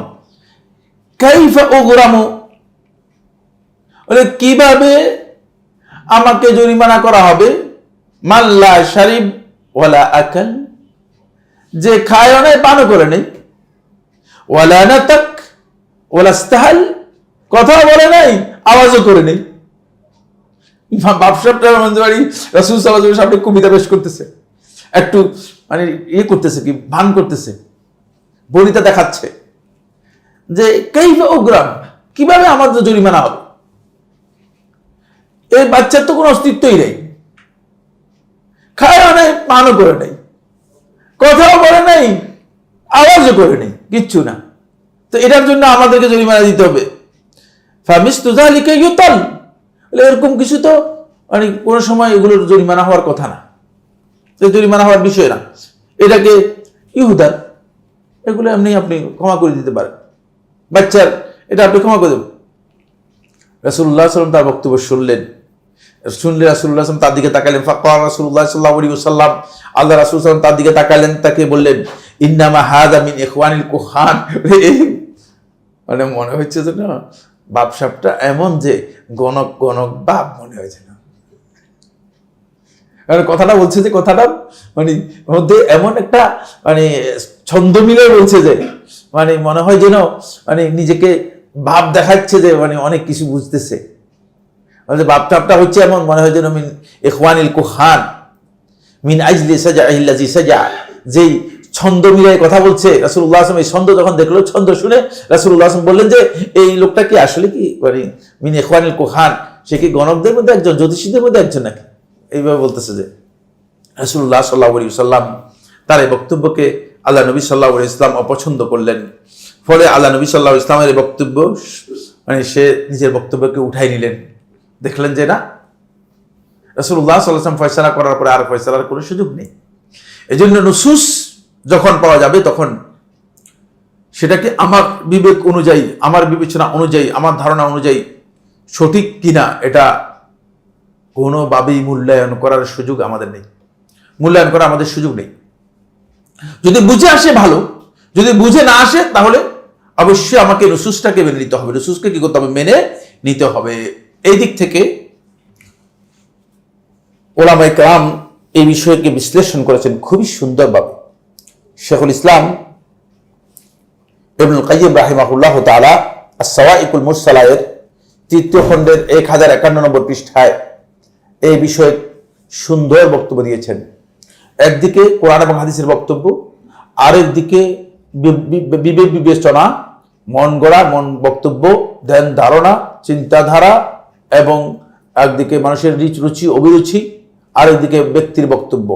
এই দুইয়ের সংঘাতের মধ্যে মানুষ আহলুস সুন্নাত জামাতের অবস্থান ক্ষেত্রে যারা ওহীকে নিজেদের ধ্যান ধারণা দিয়ে ওহীকে যারা অস্বীকার করে, ওহীকে যারা সাংঘর্ষিক মনে করে, ওহীকে যারা বাদ দেয়, এরা হচ্ছে 5টি দল। কয়টি দল? কয়টি দল বললাম? 5টি দল। তাহলে আসি একদল একদল করে আসি। প্রথম দল, তাহলে 5 দল লোক যারা সালাফদের মানহাজ থেকে বিচ্যুত। সালাফদের মানহাজ হচ্ছে তারা কি করেন না, কোনোভাবেই কোরআন এবং হাদিসের বক্তব্যকে কন্ট্রাডিক্ট মনে করেন না, সাংঘর্ষিক মনে করেন না। কোরআন এবং হাদিসের বক্তব্যই তাদের আগে, আকল বিবেচনা এগুলো দিয়ে তারা এটাকে মূল্যায়ন করেন না, সাংঘর্ষিকও মনে করেন না। কিন্তু 5 দল লোক যারা সালাফদের মানহাজ থেকে বিচ্যুত, এই 5 দল লোকের পরিচয়। প্রথম তাইফাতুন, প্রথম দল হচ্ছে আরাদাতহু বিউকুলিহিম ফিল খাবারিয়াত, যারা নিজেদের আকল দিয়ে খবরের বিষয়গুলোকে, যেগুলো রাসূল সাল্লাল্লাহু আলাইহি ওয়াসাল্লাম খবর দিয়েছেন, এগুলোকে অস্বীকার করেছে, নিজেদের আকল দিয়ে অস্বীকার করেছে। রাসূলুল্লাহ সাল্লাল্লাহু আলাইহি ওয়াসাল্লাম কবরের মধ্যে আযাব হবে বলেছেন, বলেছেন কি বলেন নাই? এখন তারা আকল দিয়ে বলছে, ভাই চোখের সামনে লোকটাকে দাফন করে আসলো, আমরা দেখলাম, এরপর 3 দিন 4 দিন পরে গেলাম দেখলাম, এরপর 6 দিন পরে গেলাম দেখলাম, এরপরে 1 মাস পরে গেলাম, 1 বছর পরে গেলাম, তারপরে 2-3 বছর পরে দেখি যে খুলে দেখি যে একেবারে মাটি চাটি হয়ে মিশে গেছে। আযাবটা হলো কখন? কখন আযাবটা হলো? তাদের যুক্তি দেখছেন? তারা বলতেছে কখন আযাবটা হলো? চোখের সামনে দেখলাম যে, সেখানে বসে থাকেও দেখছি যে কই আযাব তো হইতে দেখি না। তা আপনি বলতেছেন আযাব হবে, কবর আযাব? রাসূলুল্লাহ সাল্লাল্লাহু আলাইহি ওয়াসাল্লাম যা খবর দিয়েছেন খবরিয়াতের ব্যাপারে, আল্লাহ রাসূল সাল্লাল্লাহু আলাইহি ওয়াসাল্লামের বক্তব্যগুলোকে তারা আকল দিয়ে অস্বীকার করেছে, এগুলোকে বলেছে এগুলো না আকলের সাথে সাংঘর্ষিক, সুতরাং এখানে আকলকে অগ্রাধিকার দেব। বাংলাদেশে এখন এটার খুব প্রভাব। কিছু সংখ্যক লোক কোরআনের কথা বলে, কোরআন স্টাডির কথা বলে, তারা বলতেছে যে আকল দিয়ে কোরআন এবং হাদিসকে ওজন করা হবে। নাউযুবিল্লাহি মিন যালিক। আকল দিয়ে যেটা গ্রহণযোগ্য হবে সেটা গ্রহণযোগ্য, আর আকল দিয়ে যেটা গ্রহণযোগ্য হবে না সেটা বাতিল। আকল দিয়ে আপনি জান্নাতকে স্বীকার করতে পারবেন না? কারণ হাদিসের মধ্যে এসেছে যে সর্বশেষ, খুব ভালো করে খেয়াল করি, সর্বশেষ যে ব্যক্তি জাহান্নাম থেকে এসে জান্নাতে প্রবেশ করবে তাকে এই যে পৃথিবী দেখা যাচ্ছে, এই পৃথিবী এর 10 গুণ পরিমাণ, এই 10 গুণ সমান হচ্ছে মঙ্গল গ্রহ, মানে মঙ্গল গ্রহের পরিমাণ, এই 10 গুণের সমান কি মঙ্গল গ্রহ, মঙ্গল গ্রহ পরিমাণ এতটুকু তাকে কি দেওয়া হবে, তাকে জান্নাত দেওয়া হবে। তো এবার আপনি আকল দিয়ে এটা মিলাই দেন, যদি মিলাইতে পারেন। মিলাতে, এগুলো আকলের বিষয় নয়, এগুলো আকল দিয়ে মিলাতে পারবে। বরং আকল অনেকে আসছে ভাই ওরে এত বড় জান্নাত দিবে কি জন্য, আমি কি করবো?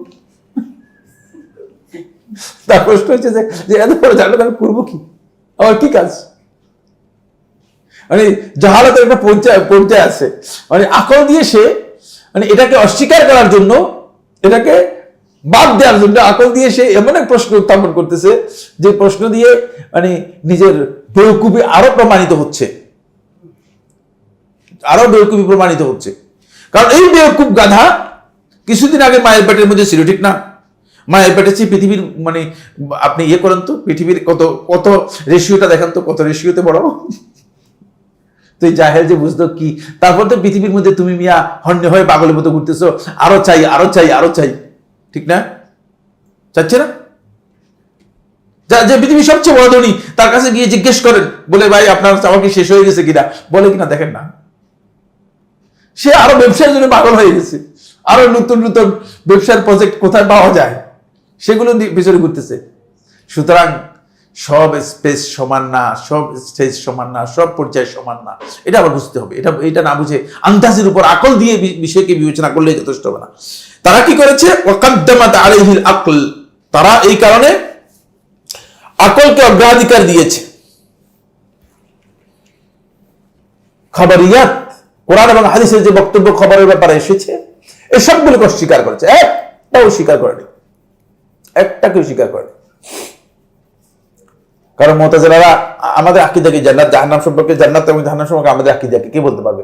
5টি আকীদা অপরিহার্য, কে বলতে পারবে? দেখি, আকীদার উপর মনে ক্লাস নিতে হবে, আমার মনে হয় এটা বাদ দিয়ে আকীদাতে যেতে হবে। আকীদার ক্লাস অনেক দিন থেকে হচ্ছে না। না, জান্নাত এবং জাহান্নামের ব্যাপারে আমাদের আকীদা কি খুবই গুরুত্বপূর্ণ। হক তো মানে এটা সবটাই হক। হ্যাঁ, একটা আকীদা হয়েছে, একটা হয়েছে আল জান্নাতু ওয়া জাহান্নাম মাখলুকাতানিল আন, মানে এই দুটা মাখলুক মওজুদাতানিল আন, এখন মওজুদ আছে। দুইটা আকীদা, এখন মওজুদ আছে মানে এখন আছে, এখন ইনস্ট্যান্ট আছে। জান্নাত এবং জাহান্নাম এখনই আছে, বুঝতে পেরেছেন? এই দুইটা সৃষ্ট আল্লাহর, এবং দুইটা এখন আছে। তারা বলতে শুনেন তো, যদি এখন থাকে তো জান্নাতের খাবার দাবার এগুলো প্রসেস সারখার হয়ে যাচ্ছে না?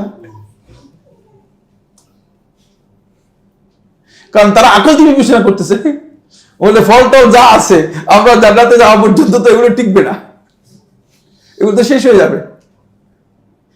ফলে বলতেছে না, এটা মিথ্যা কথা, এটা হতে পারে না। অথচ আল্লাহ তাআলা বলতেছে উইদ্দাত লিল মুত্তাকিন, এটা তৈরি করা আছে, এখনই আছে। বুঝতে পেরেছেন? এটা আমাদের বিশ্বাস, এটা আমাদের আকীদা, মৌলিক আকীদার মধ্যে অন্তর্ভুক্ত। জান্নাত এবং জাহান্নাম এখন বর্তমান অস্তিত্ব আছে। এমন রাসূলুল্লাহ সাল্লাল্লাহু আলাইহি ওয়াসাল্লাম জান্নাতও দেখেছেন, জাহান্নামও দেখেছেন। রাসূলুল্লাহ সাল্লাল্লাহু আলাইহি ওয়াসাল্লাম দেখেছেন জান্নাত জাহান্নাম দুটোকে, রাসূলুল্লাহ সাল্লাল্লাহু আলাইহি ওয়াসাল্লামকে দেখানো হয়েছে। সুতরাং এখান থেকে বোঝা যাচ্ছে জান্নাত এবং জাহান্নাম আকল দিয়ে যদি আপনি চিন্তা করেন, তাহলে আপনি বলবেন যে ভাই জান্নাত জাহান্নামের এতদিন পর্যন্ত রেখে দিয়েছে কেন? কোন উত্তর দিতে পারবেন? আমার প্রশ্ন করলে আমি যেহেতু আল্লাহ তাআলা সৃষ্টি করেছেন, আল্লাহই জানেন, কারণ এর বাইরে কোনো উত্তর আমার কাছে নেই, দুনিয়ার কেউ দিতে পারবে না, দুনিয়ার কোনো ব্যক্তির কাছে এই হিকমত জানা নেই। কিন্তু অবশ্যই আমার আল্লাহ সুবহানাহু ওয়া তাআলা হাকিম হওয়ার কারণে হিকমত ছাড়া আল্লাহ রাব্বুল আলামিনের কোনো কাজ হয় না, অবশ্যই সেটা আমাদেরকে জানতে হবে। আপনার কাছে হয়তো মানে এখন বেআকল লোক যারা আকল দিয়ে কাজ করতেছে, তারা মনে করবে যে না কি রে, মানে এটা বেকার কাজ করতেছে, কেন আল্লাহ তাআলা এটা করতেছে, জান্নাতের কি প্রয়োজন? এখন বিচার ফয়সালা হবে কবে কিছুই তো জানি না, এরপরে বিচার ফয়সালার পরে তারপরে জান্নাত জাহান্নামের ফয়সালা হবে। তো তখন সৃষ্টি করলে তো পারতো, এখন সৃষ্টি করে রেখেছে কেন? এই প্রশ্নের উত্তর আকল দিয়ে বের করতে পারবেন না। এই প্রশ্নের উত্তর আকল দিয়ে বের করতে পারবেন না। তারা আকলকে অগ্রাধিকার দিয়েছে খাবরিয়াতের ব্যাপারে। ফাকালু লিআসহাবিল ওয়াহি, ফলে যারা ওহীর অনুসারী রয়েছে, মানে কোরআন এবং হাদিসের টেক্সট বক্তব্যকে অনুসরণ করে, তাদেরকে বলছে লানাল আকল ওয়ালাকুমুন নাকল, তোমাদের জন্য হচ্ছে নকল, তোমরা খবর নিয়ে থাকো, হাদিস নিয়ে থাকো, তোমরা কোরআন আর হাদিস নিয়ে থাকো। ওয়ালানাল আকল, আমরা আকল নিয়ে আছি, আকল দিয়ে আমরা এগুলো বিবেচনা করব। ফলে এটা হচ্ছে আকলানি গ্রুপ। এই আকলানি সম্প্রদায়ের মধ্যে সর্বপ্রথম এসেছে জাহমিয়া এবং মুতাজিলা সম্প্রদায়। জাহমিয়া এবং মুতাজিলা সম্প্রদায়, তারপর এদের সাথে যুক্ত হয়েছে খারেজি সম্প্রদায়, তারপর এদের সাথে যুক্ত হয়েছে কোরআনী সম্প্রদায়, যারা সব জায়গায় আকলকে অগ্রাধিকার দিয়ে খবরিয়াতগুলোকে সবগুলোকে অস্বীকার করেছে, খবরিয়াতগুলোকে সবগুলোকে অস্বীকার করেছে। তাহলে প্রথম দল যারা মানে এই ক্ষেত্রে সেলেফদের মানহাজের পরিপন্থী, তারা হচ্ছে এই তিন সম্প্রদায়। জাহমিয়ারা বলেছে যে আল্লাহ তাআলার অস্তিত্ব আছে, এটা আমরা স্বীকার করি, কিন্তু আল্লাহ রাব্বুল আলামিনের সিফাত থাকতে পারে এটা স্বীকার করি না। জাহমিয়াদের বক্তব্য, এটাকে বলা হয় থাকে গড পার্টিকল। আপনারা জানেন যে এটা নিয়ে গবেষণা হয়েছে, গড পার্টিকল, যে গড মানে এটা প্রমাণ করা যাচ্ছে, আকল দিয়ে প্রমাণ করা যায়। কারণ একটা জিনিসকে যখন আপনি এটাকে ইয়ে করেন, ছোট করেন, টুকরা টুকরা টুকরা টুকরা করেন, এক পর্যায়ে গিয়ে এর মানে সর্বশেষ একটা অংশ পাওয়া যাবে, বলে যে এটাই হচ্ছে মূলত গড পার্টিকল। বুঝতে পেরেছেন? নাউযুবিল্লাহি মিন যালিক। এই সব কথার ভিত্তি কিছুই না, এগুলো সবটাই মূলত আকলের উপর ভিত্তি করে এই ধারণাগুলো দিচ্ছে। এবং এই ধারণার উপর ভিত্তি করে তাদের বক্তব্য হচ্ছে যে এই যে পুরা পৃথিবীটা পুরাটাই মূলত এটাই হচ্ছে গড। নাউযুবিল্লাহি মিন যালিক। তো এই হোল ইউনিভার্স পুরোটা কি তারা বলতেছে গড, এটা গডেরই মূলত এটাকে বলা মানে এক্সটেনশন। বুঝতে পেরেছেন? তো এটাকে যদি আপনি এক পর্যায়ে গিয়ে এই পাওয়ারটা ওই পারমাণবিক পাওয়ারের মতো, যে মূল পাওয়ারটা হচ্ছে পারমাণবিক পাওয়ার, যেটা একেবারে পার্টিকেলের শেষ অংশ, এটা হচ্ছে আল্লাহ। নাউযুবিল্লাহি মিন যালিক, মাআযাল্লাহ। এই সমস্ত বক্তব্যগুলো মানে যারা দিচ্ছে তারা মূলত আল্লাহ সম্পর্কে তাদের প্রকৃত ধারণাই নেই। কারণ মাখলুকাতের থেকে আল্লাহ সুবহানাহু ওয়া তাআলা সম্পূর্ণ আলাদা। আমাদের আকীদা হচ্ছে আল্লাহ রাব্বুল আলামিন মাখলুকাত থেকে সম্পূর্ণ আলাদা। মাখলুকাতকে আল্লাহ রাব্বুল আলামিনের সাথে তুলনা করার, সাদৃশ্য করার কোনো বিধান নেই, কারণ আল্লাহ তাআলা মাখলুকাতের কোনো কিছুর সাথে আল্লাহর কোনো সাদৃশ্য নেই। দুই নম্বর দল, প্রথম দল আলোচনা করলাম। দ্বিতীয় দল হচ্ছে তাইফাতুন আরাদাতহু বিআরাইহিম ওয়া কিয়াসাতিহিম, তারা নিজেদের মন গড়া বক্তব্য এবং কিয়াস দিয়ে কি করেছে, তারা এটার মানে বিরোধিতা করেছে, এটার বিপক্ষে গিয়েছে, নিজেদের মন গড়া বক্তব্য দিয়ে এর বিপক্ষে গিয়েছে, কিয়াস দিয়ে বিপক্ষে গিয়েছে। কিয়াসের উপর নির্ভর করে বলতেছে যে নিজেদের মন গড়া বক্তব্য দিয়ে এটার বিপক্ষে গিয়েছে। বলছে যে কোরআন হাদিসের এগুলো শুনেন, এগুলো সব রায় দিয়ে বা হাদিস দিয়ে বোঝা যায় না। হয়তো একটা প্রেক্ষাপটে রাসূল সাল্লাল্লাহু আলাইহি ওয়াসাল্লাম বলছেন আর কি। কারণ একদল লোক আসলো, এসে মদিনায় তারা অসুস্থ হয়ে পড়লো। অসুস্থ হয়ে পড়া পরে আল্লাহ রাসূলের কাছে আসলে, রাসূলুল্লাহ আমাদের সবারই সমস্যা, পেটের সমস্যা। তখন রাসূলুল্লাহ বলছে এই যে সদকার যে উট আছে না, এই উটের পেশাব আর উটের দুধ খেতে বলে এদেরকে। আপনি বলুন ভাই, পেশাব খেতে বলতেছেন? দেখেন খুবই রাসূল সাল্লাল্লাহু আলাইহি ওয়াসাল্লাম যাও এদেরকে। তারপরে তারা মানে সরকার মানে পেশাব, উটের পেশাব আর দুধ খেয়ে তারা সুস্থ হয়ে গেছে। উটের পেশাব খেয়ে তারা সুস্থ হয়ে গেছে। এখন আপনি আপনার আন্দাজ দিয়ে, কিয়াস দিয়ে আপনি যদি বলেন যে ভাই এটা কি কথা বললেন, মানুষ এত সুন্দর মানুষ, এদেরকে আপনি বলতেছেন উটের পেশাব খাওয়ার জন্য, কেমন কথা হলো? আল্লাহ রাসূল সাল্লাল্লাহু আলাইহি ওয়াসাল্লাম যেটা ওহীর মাধ্যমে জানিয়েছেন সেটা আমি জানি না, আমার কাছে সেটা তথ্য নেই। রাসূলুল্লাহ সাল্লাল্লাহু আলাইহি ওয়াসাল্লাম এটাই বলেছেন, সেটাই আমাদেরকে বুঝতে হবে। এটাকে আপনি আকল দিয়ে, আপনার মানে মন গড়া বক্তব্য দিয়ে, আপনার ধারণা দিয়ে, আপনার কিয়াস দিয়ে এটাকে আন্দাজ করে চলবে না। কিয়াস দিয়ে আপনি কথা বলতে পারেন না যে এগুলো তো মলমূত্র, মলমূত্র তো নাপাক। মানুষের পেশাবের উপর কিয়াস করে বলছে ভাই গরু ছাগলের পেশাব, মানে এটা তো মানুষের পেশাবের মতোই, বরং গরু ছাগল তো আরো মানুষের চেয়ে নিকৃষ্ট, মানুষ তো একটু উৎকৃষ্ট চাইছে, ঠিক না? সুতরাং মানুষের পেশাব যদি খেতে নিষেধ করেন আর গরু ছাগলের পেশাব খেতে বলতেছেন কি জন্য? আপনি কেন উটের পেশাব খেতে বলতেছেন? না, এটা এই বক্তব্য সঠিক নয়। ফাকালু লিআহলি হাদিস, ফলে তারা আসহাবুল হাদিস যারা ছিল, আহলে হাদিস যারা ছিল, তাদেরকে বলছে লাকুমুল হাদিস, তোমরা হাদিস নাও, ওয়ালানা রাই ওয়াল কিয়াস, আমরা নিজেরা কিয়াস আর রায় নিয়ে চলবো। হাদিসকে কি করে নাই? গ্রহণ করে নাই, হাদিসকে গ্রহণ করে নাই। অনেক জায়গাতে হাদিসকে বাদ দিয়েছে। রাসূলুল্লাহ সাল্লাল্লাহু আলাইহি ওয়াসাল্লামের হাদিসকে অনেক জায়গাতে কি করেছে? প্রত্যাখ্যান করেছে, বলছে না কিয়াস দিয়ে হাদিসগুলো আসলে না, গ্রহণযোগ্য হয় না। তিন নম্বর দল হচ্ছে যারা শরীয়তের বিধিবিধানকে, কোরআন হাদিসের বক্তব্যকে যারা প্রত্যাখ্যান করেছে এবং সাংঘর্ষিক মনে করেছে বিহাকাইহিম ওয়া আজওয়াকিহিম, নিজেদের রুচি অভিরুচি দিয়ে, এবং বলে যে এটার প্রকৃত তথ্য তোমরা জানতে পারো না, আমাদের কাছে প্রকৃত তথ্য আছে। নিজেদের মানে এটার হাকায়েক তৈরি করেছে, বলছে যে তোমরা শুধু শরীয়তটা দেখতেছো, নিগুড় ভিতরে কি রহস্য আছে সেটা দেখো না। তোমাদের জন্য হচ্ছে শরীয়ত, তোমরা হচ্ছে আসহাবুল শরিয়া আর আমরা হচ্ছে আসহাবুল হাকিকা, হাকিকতওয়ালা। আমরা হাকিকত নিয়ে চলি আর তোমরা শরীয়ত নিয়ে চলো। ফলে তারা অস্বীকার করেছে নিজেদের রুচি অভিরুচি দিয়ে, শরীয়তের বিধান সবগুলোকে অস্বীকার করেছে। এমনকি সালাতকেও তারা অস্বীকার করেছে, বলছে সালাত তো তোমাকে আসলে কিছু মানে কয়েকদিনের জন্য একটা প্রশিক্ষণ দেওয়া হচ্ছে, যখন তুমি এই প্রশিক্ষণ কমপ্লিট করবা তখন তোমার সালাত আর দরকার হবে না। কারণ স্বাভাবিক নিয়ম অনুযায়ী প্রশিক্ষণ কেউ দেয় তো প্রশিক্ষণ তো তার একটা লিমিট থাকে, একটা সময় থাকে, ফর দ্য টাইম বিং, অল্প কিছু সময়ের জন্য। যখন এই সময়ের মধ্যে প্রশিক্ষণ শেষ হয়ে যাবে তখন শেষ, কাজ শেষ। প্রশিক্ষণ দিয়ে তোমাকে আল্লাহ তাআলার সাথে মিলিয়ে দিতে পারলেই হলো। তো আল্লাহর সাথে যখন মিলে যাবে, হাকিকতে যখন পৌঁছে যাবে, তখন আর এই সমস্ত শরীয়তের কোনো দরকার নেই, এই শরীয়ত বাতিল। ফলে এই দল লোক সুফিবাদী, এই সুফিরা, বাতিলি সম্প্রদায়, ইসমাইলি সম্প্রদায়, জাফরিয়া সম্প্রদায় এবং সুফিরা, ওরা তো সুফিয়া সবাই কি করেছে?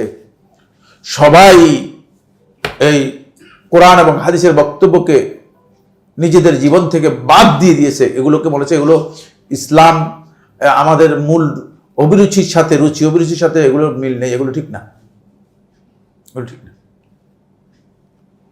এই ভারতবর্ষের সবচেয়ে শ্রেষ্ঠ, সবার কাছে গ্রহণযোগ্য একজন আলেম, আপনারা জানেন নাম কি বলতে পারবেন? না, আসলে থানভী না, আসলে সবার কাছে গ্রহণযোগ্য। হ্যাঁ হ্যাঁ হ্যাঁ, না না না, পুরাতন্ত্রের বলতে তকি উসমানী না, না না, শাহ ওয়ালিউল্লাহ দেহলভী রহমতুল্লাহ আলাইহি, শাহ ওয়ালিউল্লাহ দেহলভী রহমতুল্লাহ আলাইহি, তিনি তাকে আহলে হাদিস যারা আছেন, আমাদের এই দেশে যারা আহলে হাদিস আছেন, তারাও তাকে নিজেদের ভাগে টানার জন্য চেষ্টা করেন, আহলে হাদিস বানানোর জন্য। বা যেহেতু আহলে হাদিসদের মিয়া নজির আহমদ রাহিমাহুল্লাহ তাআলা, তিনি অনেক বড় মুহাদ্দিস ছিলেন।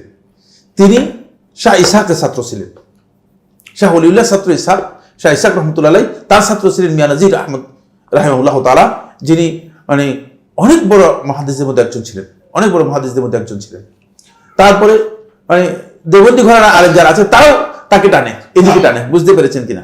সকল ঘরানার, কওমি, সরকারি, দরকারি, বেদরকারি, তরকারি যা আছে সবাই বলতেন না শাহ ওয়ালিউল্লাহ রহমতুল্লাহ আলাইহিকে জানে। তিনি আসলে তিনি অনেক বড় জ্ঞানী ছিলেন, কোনো সন্দেহ নেই। তার লিখনীগুলো আমি সবগুলো কম বেশি যতটুকু আমার সম্ভব হয়েছে পড়েছি। খুবই জ্ঞানী ছিলেন, মানে জ্ঞানের দিক থেকে সর্বোচ্চ ছিলেন।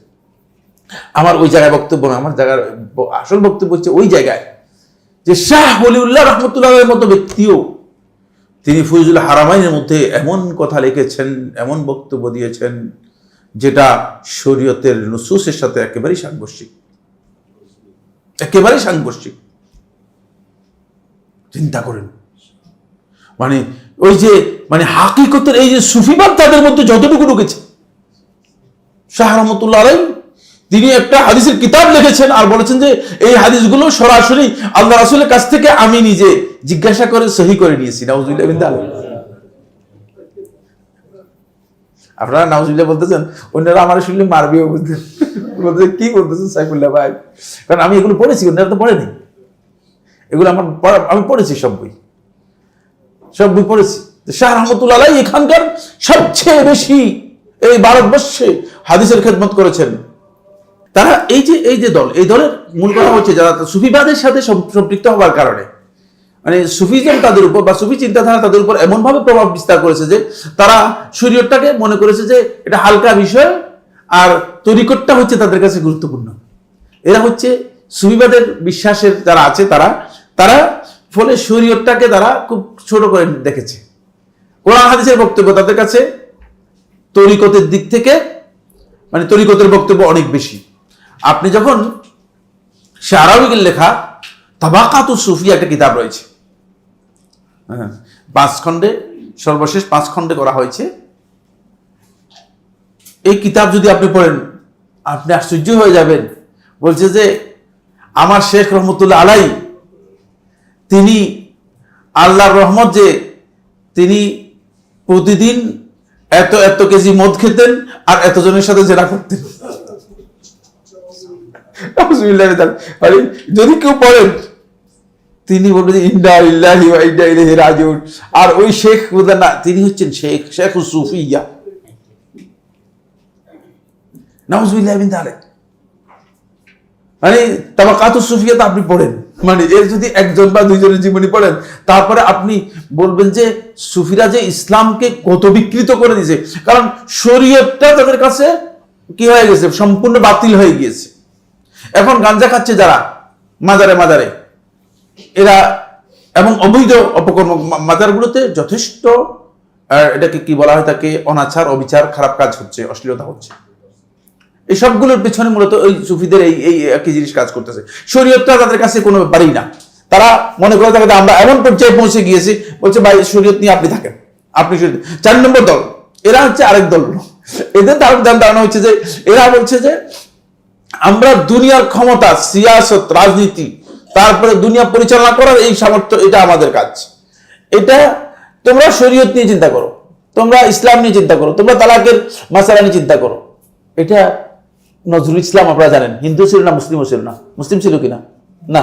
হিন্দু ছিল কিনা? তাও না। বুঝতে পেরেছেন? আপনারা রাগ করতেছেন আমার বক্তব্যে? আমি তার বইগুলো সবগুলো পড়ে এই কথা বলতেছি। সে হিন্দুও ছিল না, মুসলিমও ছিল না। মুসলিম ছিল না, কোনো সন্দেহ নেই।